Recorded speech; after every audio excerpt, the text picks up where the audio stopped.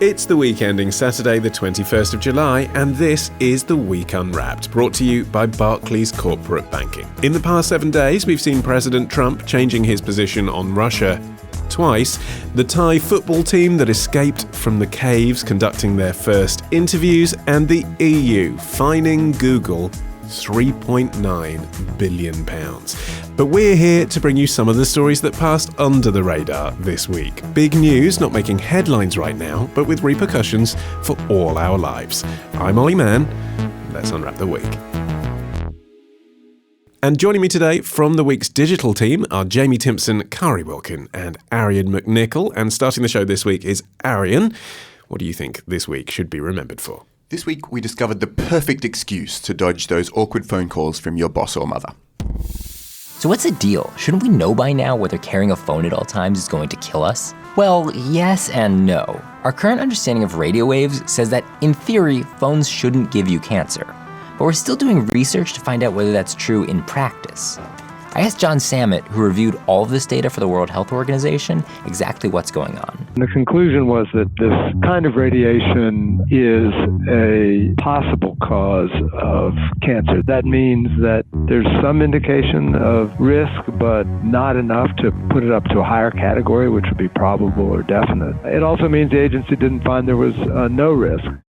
That was Jonathan Samet, ending that report by Jacob Castronakis of The Verge. Arion, are you about to tell us of a new study linking phones to cancer? Because if you are, that definitely should be making the news headlines. Yes, I am, and yes, I suppose it should. And the weird thing is that even though this article came out on the weekend in The Observer that had the quite sensational headline, "The Inconvenient Truth About Cancer and Mobile Phones," it didn't really register very much in people's consciousness and didn't get very much coverage. And B, the article itself was pointing at research that was actually released in March that itself has not got the coverage that we might have expected it to. So, curious. On the other hand, the extent to which the writers presented this evidence as conclusive seemed to be a little bit perhaps overblown compared to what the evidence actually may have shown, at least according to some of the feedback that came out subsequent to the article's release. What did the evidence show? The evidence pointed to this scientific peer review that was concluded in March, and it was a study that was done on both mice and rats, and what it seemed to show was that a great deal of exposure to mobile phone signals caused cancer, at least in the rats, and it caused cancer in their heart tissue.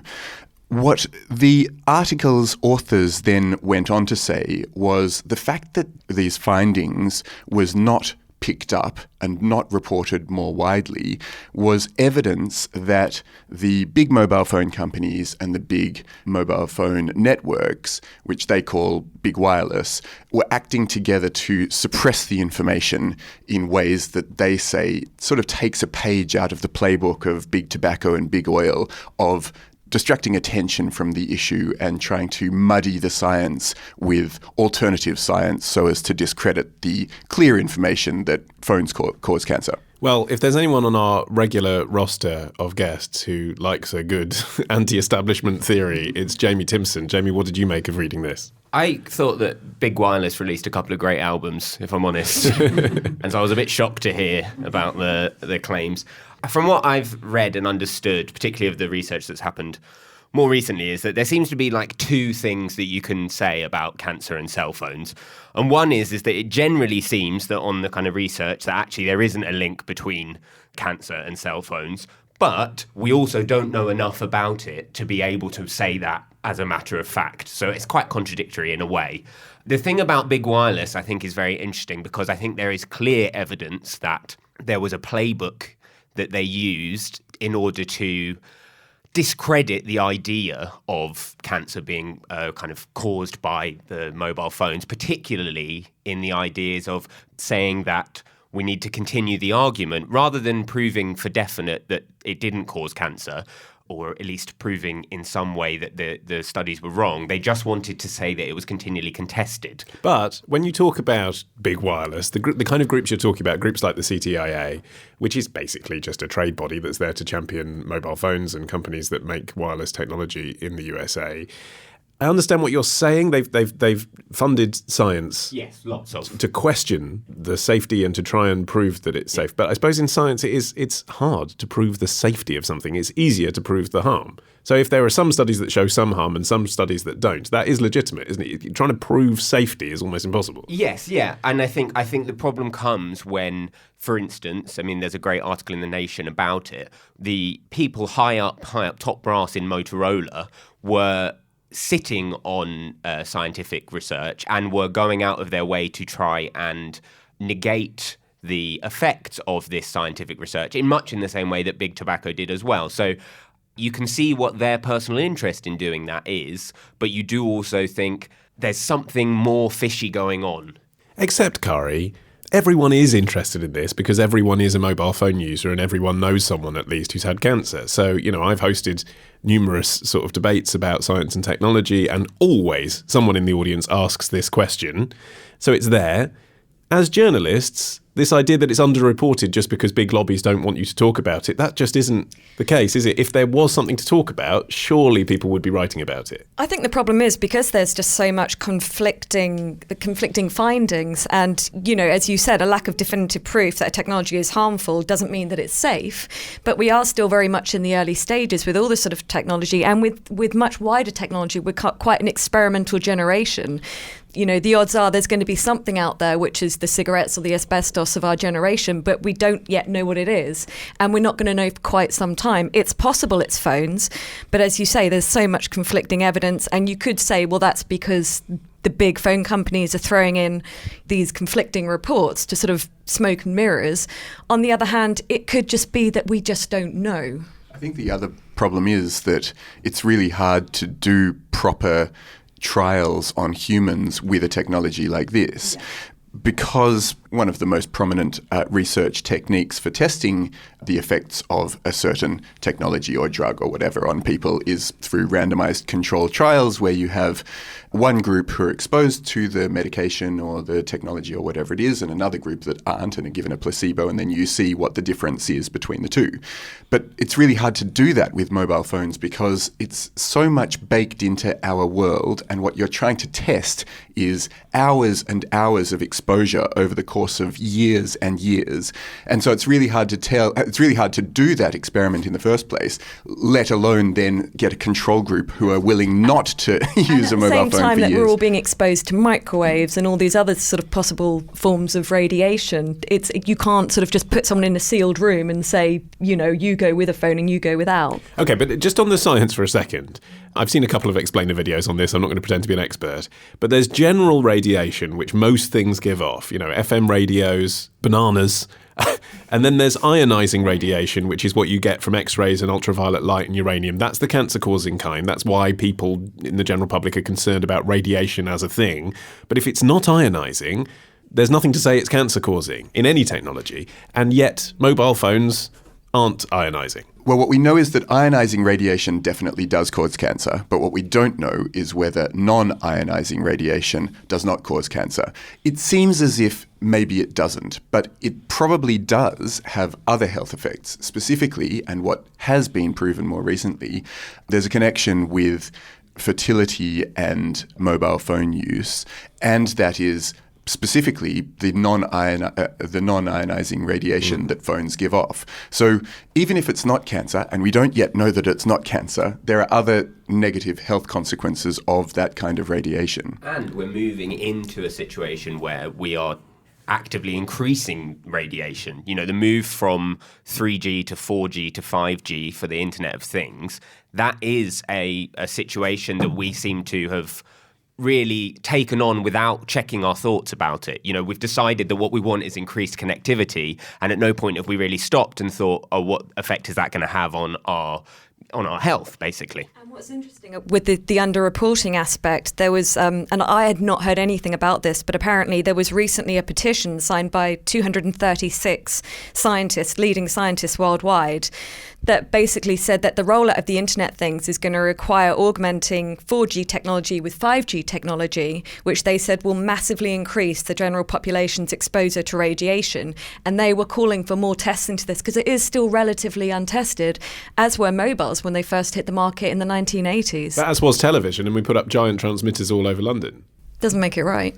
But there's a precedent, isn't there? And I, from my understanding, again, the power of radiation coming from an old-fashioned analog transmitter, if you lived in Crystal Palace or Muswell Hill or one of those places where they had one, was much more powerful than 5G is going to be. At the same time, it does make you want to listen to the warning when eminent scientists stand up and make that warning as publicly as they have done. Yet that warning was so under the radar. I found that at the bottom of an article that was talking about something else, and I was like, I think it's also the element of invisibility about it, because the thing is that if you really were worried and you saw this big transmitter on the top of Muswell Hill, you could say, well, I don't want to live there. Whereas the thing is that this is being kind of put in across the country, say, without you really being able to see it or realise it or know it's there. And also there's a big difference apparently between 5G and 4G, because 5G massively increases bandwidth, but the signal is much weaker, so you need more antennas to get as complete coverage as you would have with previous generations of phone signal. So we really don't know what the impact of 5G is going to be, and it's just around the corner. But we are all going to die of something, and we have had mobile phones since the 1980s.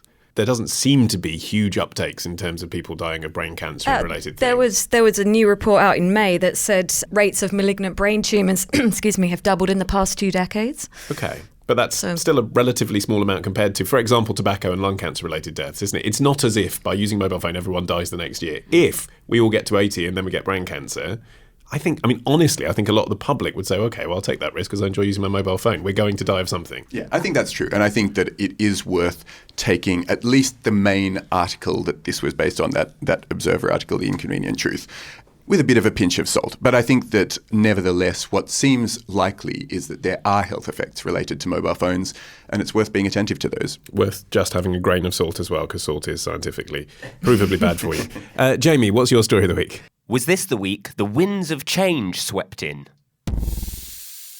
You guys know what this represents? Tell us, sir. Maybe it's the calm before the storm. What's the storm? Could be the calm before the storm. What storm is We have the world's great military people in this room, I will tell you that.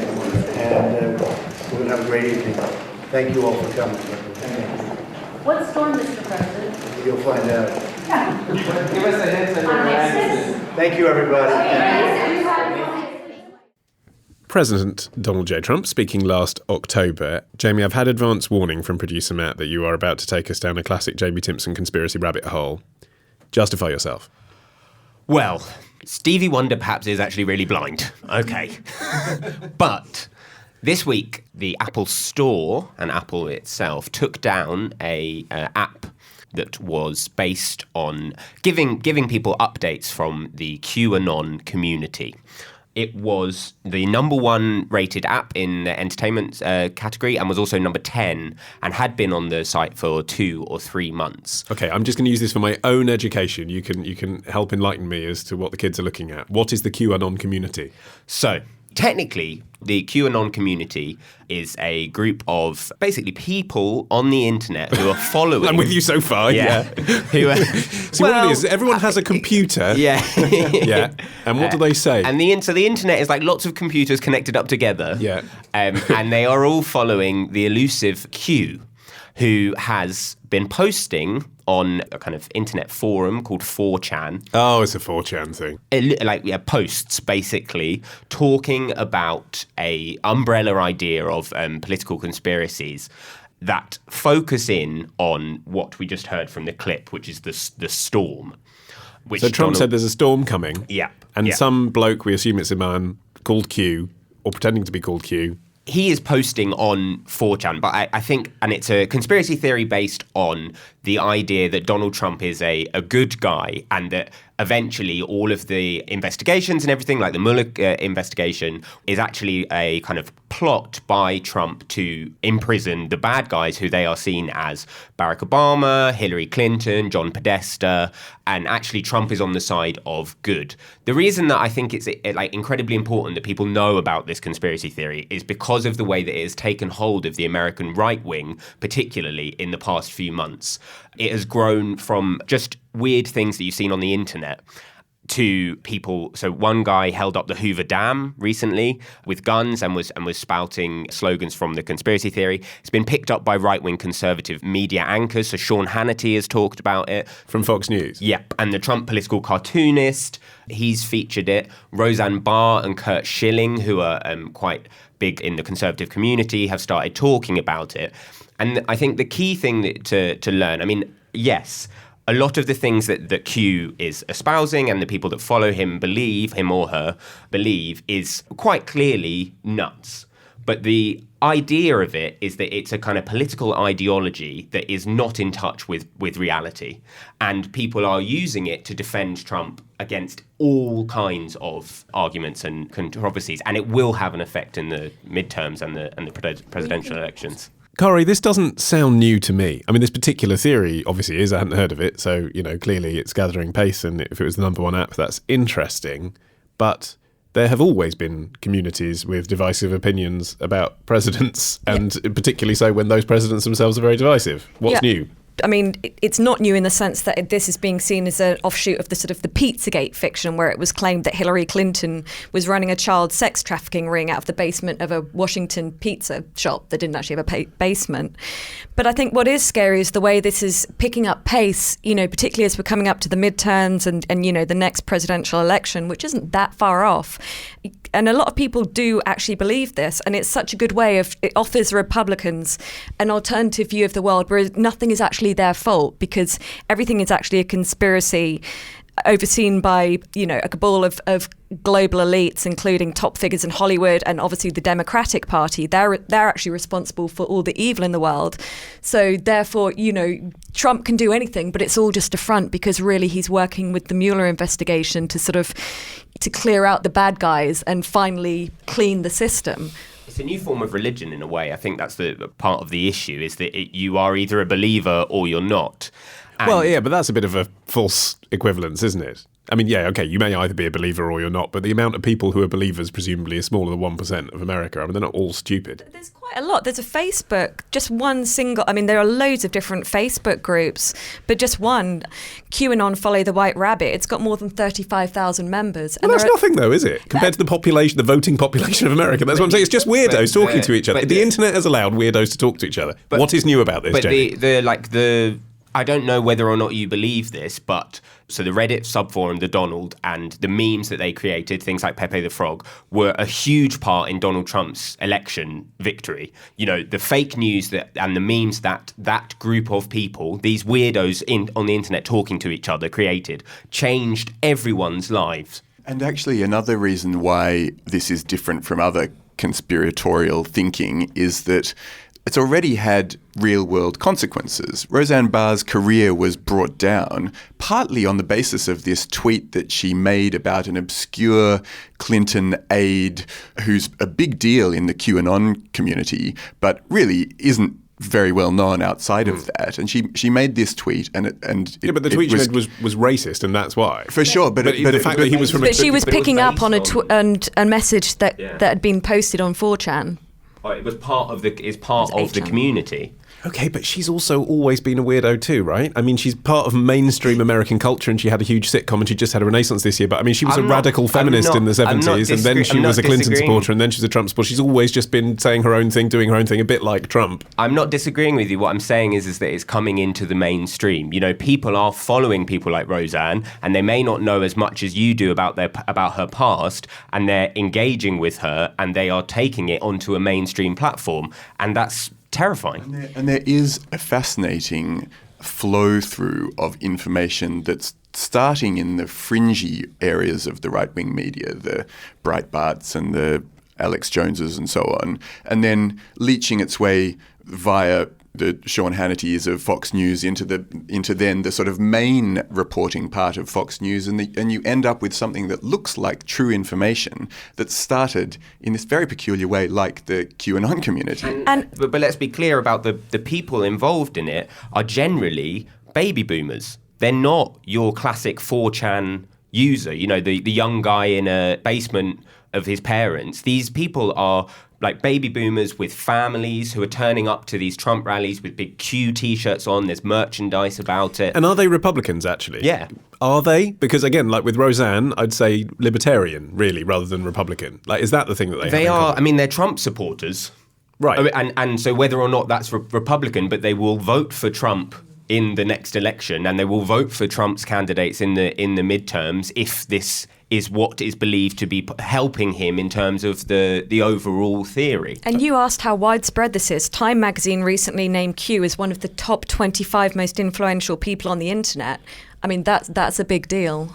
All of you seem to be saying this is a big deal. So maybe I'll stop asking devil's advocate questions and I'll say, oh my God, American politics is being dictated by people on 4chan. What do we do about it then? Not clear to me. I'm not really sure. Because one of the things you can do is take the app down from the App Store and not talk about it in the mainstream media. So that's what's happening. Yeah, but you sort of risk driving a community underground. And also, I think that there is a danger in trying to fight fiction with fact, and it's already been proven, at least in the media's attempt to take Trump on, not to work a lot of the time. So I don't know quite how you do it without resorting to a sort of different brand of lunacy, which I just don't think is a sensible idea. I mean, you could go the other way of, like, I hadn't heard of QAnon until Jamie brought up this topic. Possibly the other thing, there is the danger of giving it more exposure, but possibly it does need to be more widely reported so that a voice of sanity can come in and go, these theories are mad. They're absolutely crazy. And I think the thing is, that's the thing is that people can't be afraid of dealing with the arguments and taking them on and sitting down and having a discussion with someone who truly does believe that Hillary Clinton is draining the spinal fluids of children in her spare time, and just having those kind of like arguments out in the open and seeing what it is, and then driving up support and getting the vote out for the people that you do want to win, having voter registration drives, doing all of those things and winning in that way. Yeah, because at the moment the conversation is only taking place within that closed world. If you can get dissenting voices into the conversation, then maybe we can get a bit more balance. But I mean, conspiracy theories are also very seductive, and once they do start to take hold a little bit, it's quite difficult to dislodge them. For example, what happened to JFK in all of your view? Wow. Chuck that curveball in there. Give up my topic. Let's do that.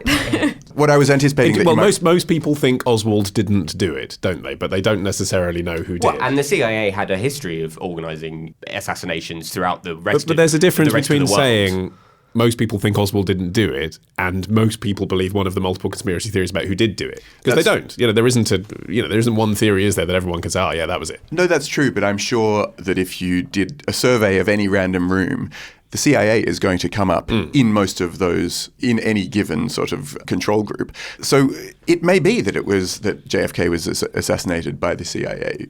We may never know that, but it's very difficult once a piece of conspiratorial thinking reaches a sort of critical mass to fight back against it. This is the future, I think, unfortunately, of political discourse at the moment, is that, as I said, it's a political ideology rather than like a nuts conspiracy theory. These are people who isn't intact with reality, and we have to work out. But you're bringing it into the light on this podcast, and your argument is people should not be afraid to confront it and discuss it. And I'm saying maybe exactly the right thing to do is not legitimise it by talking about it because it's nonsense. And just leave them to continue. Well, just let it be. Let conspiracy theorists talk to each other. That's fine. It's always been the case. But if they are infiltrating the right-wing American media, you or I can't stop that from happening. And if they're going to talk about it, if the Alex Joneses are going to talk about it, if the Sean Hannitys are going to talk about it, and then suddenly it becomes on Fox News, what do we do? Do we still stand back and say, well, I actually don't really want to talk about QAnon, so I'm not going to engage with you? Okay. We've done cancer-causing mobile phones. We've done 4chan. Kari, take us away from conspiracy theories, please. What do you think this week will be remembered for? This is the week we asked, do trips down memory lane lead us up the garden path? First appearing in 2010, the Mandela effect has been used to describe the phenomenon in which a large number of people share false memories of past events. Some say it's just a failure of collective memory, while others have speculated that it's the result of a parallel universe spilling into our own, one in which the false memories really happened. That was an explainer video on the Mandela effect on the website knowyourmeme.com. Kari, what is this entirely legitimate story? Well, the Mandela effect is obviously that people, when Nelson Mandela died in 2013... He did die, right?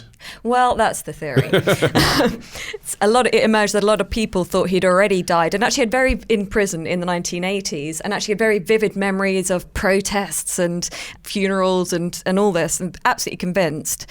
Setting aside the whole conspiracy theory about alternative realities, because we've probably covered enough conspiracy theories, why this is in the news this week is because one of the largest surveys of its kind found that, of about almost 7,000 people, found that 40% of people claimed to have memories from the age of 2 or younger. Almost 900 said they had memories from the age of 1 or younger, but in fact that can't be true, or the widely held scientific consensus is that that can't be true because it's almost impossible to form memories before the age of 3 or 3.5. But we know loads of people in the public eye who've had traumatic childhoods who remember whatever it is, their house burning down or someone beating them or something. If that happens to you under 3, I can see why that would form. Your brain actually is not the scientific consensus is that your brain is actually not capable of forming memories at that stage. I think it brings into question the whole issue of how our brains work and how we define our past, how we define ourselves, how easily persuaded people are of false memories. Numerous studies have found that it's very easy to persuade people that things happened that didn't. There was a famous experiment in 1994 where they were able to... Was there, though? Oh, well, that's the theory. Where they were able to convince 25% of participants that they'd once been lost in a shopping centre as a child, just by suggesting it to them. Because obviously the brain is constantly being bombarded with data and there's too much to all go in. So we fill in the gaps with anecdotes and I think this just sort of highlights how unreliable memory is, and perhaps there's, and it raises so many issues in terms of eyewitness testimonies in court. Arion, what's your earliest memory? Well, prior to this study coming out, I've always told people that... So my dad was an archaeologist. Oh, sounds like nonsense already. And when we were kids, we went out to his dig in Jordan and he made for us a 1 metre by 1 metre trench, which we excavated with Did you dump discover trucks and Temple of diggers. Doom? Because I know where this has come from. Unfortunately not, but it's certainly not in our 1 metre by 1 metre trench. But yeah, so as far as I have at least previously said I recall, have a sort of an image of myself sitting in this trench playing with dump trucks. And I wonder how much an event like that is actually filled in by photographs. Definitely. Because that definitely happens to me. Like if I talk about there's one, I wouldn't call it a traumatic memory, but I remember being told not to drink some coffee that had gone cold on a step. I remember my mum saying, you won't like it. And I was, I guess, about 3, and I picked up the coffee and drank it because I was 3, and it was so horrific that's my earliest memory. So I remembered that. But if I remember my childhood experiences, they're totally coloured in by the photos that I've seen afterwards, not what I remember at the time. And probably your mother told you that story of how repulsive you found that, and that it's got a kind of moral to it, and there's a reason why she might have wanted to say... To remind me of it. Yeah, and next time... Because you love coffee now, so... Yeah. Actually, I was told the other day that I couldn't order the coffee I wanted in Starbucks. The manager had to intervene and say, sir, we are legally not allowed to offer that much caffeine. Oh, wow. Yeah, they were allowed to give it to me, actually, that I could order it, but they weren't allowed to advertise it, which is why the price wasn't on the board, which is why the guy was confused. I had a similar thing as a kid. Can't have a venti cold brew. Anyway, sorry, carry on. I had a similar thing. I drank some gin and tonic that someone had left and was told, you won't like it, and I loved it, and I still love it to this day. I wonder kind of partially how much it matters. Like, I think that actually a lot of your identity is so shifting and is created by yourself and by the people around you and all of those things. And I do kind of wonder if someone was telling me, like with the excavation story, and then that turned out to be false, I don't think obviously if you were just flat out lying and saying you did find the Temple of Doom, I'd be a bit like, oh, Arion, how's he got such a high-powered job? But obviously in that sense, like I don't think it really hugely matters. I think the key things are how much weight we put on people's memories. Yeah. So eyewitnesses in court, when you're doing sketches of what the robber looked like and all of that stuff, maybe it's a good thing for us to engage with the idea that perhaps all of our memories are just created by ourselves, and perhaps we shouldn't, unless we've got a camera in somewhere, perhaps we shouldn't put so much weight on, oh, I saw you do this, or I saw this, or... That's the thing. Memory is just a reconstructive process. You're filling in the gaps. There's no such that you do not have a snapshot in your head of what happened, because you're being bombarded with different senses, with smells and sounds, and you can't reconstruct that. And I think there's still a dangerous emphasis on eyewitness testimony in courts. I think that they've lagged behind in that sense. I don't know if you've heard of the Innocence Project, which campaigns for people who have been victims of miscarriages of justice. And they believe that up to more than 70% of convictions that are overturned through DNA testing, basically the greatest contributing factor to those wrongful convictions was eyewitness testimonies. Going back to the Mandela effect, do you have personal experience of that as well? Are there things that you definitely remember being a particular way and are provably not? There's the very famous example of the Darth Vader line in The Empire Strikes Back. And I would have sworn, because I'm a big Star Wars fan, I absolutely would have sworn it's Luke, I am your father. Sorry, I hope I'm not providing spoilers for anyone here. I know. Whereas in fact, his actual words are apparently, no, I am your father. And I would have staked my life that it was Luke, I am your father. I wonder if that was popularised by a comedy sketch or something, though. Yeah. It's like Play It Again, Sam, isn't it? Is the title of the Woody Allen movie, which then became a thing people thought was set in Casablanca, but it isn't. He just says, play it, Sam. I could have sworn that they said we were going to get 350 million for the NHS after Brexit. I don't know if any of you guys... No. I read a study by a guy called Ulrich Nesser, who was a cognitive psychologist who did experiments on those flashbulb moments, not just the big cinematic moments where you think that you hear a line and then you realise that actually it wasn't that at all, but those moments in history that people look back to. Where were you when 9/11 happened? Where were you when the Challenger disaster occurred? And Nesser found that overwhelmingly people were almost entirely confident, that they gave themselves a 10 out of 10 in confidence in being able to trust their memory of where they were and what they were up to.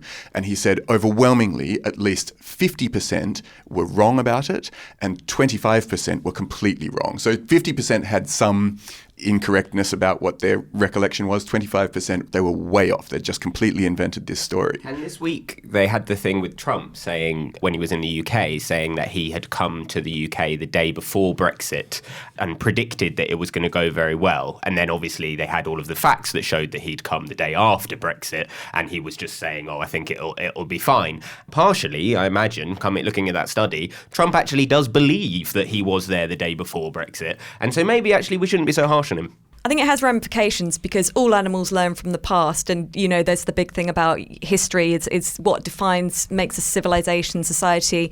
We need to learn from the past, but I think we need to perhaps look at what sources we're using. There's that famous quote that the victors write history. But I think we also have to be aware that they can rewrite history even more by manipulating memory. Okay, I'm going to end this episode, and as I do, I'm going to ask you how We Are the Champions by Queen ends. Anyone? Of the world? Of the world, yeah. Of the world? No. Just says We Are the Champions. That whole of the world bit isn't the end of We Are the Champions by Queen. Yes. Mandela effect, baby. That is it from this edition of The Week Unwrapped. You're all going to go and check that out now, aren't you, on Spotify? I'm right. My thanks to Jamie Timson, Kari Wilkin and Arion McNicoll. Share your thoughts on today's show at Week Unwrapped on Twitter, or we are on SoundCloud, or you can write a review for us on Apple Podcasts, and you can subscribe to hear our shows from our burgeoning back catalogue, including our bonus mini-series Business Unwrapped, brought to you by our friends at Barclays Corporate Banking. I've been Olly Mann. Our music is by Tom Morby, the producer Matt Hill at Rethink Audio. Until we meet again to unwrap next week, we are the champions of the world. Goodbye.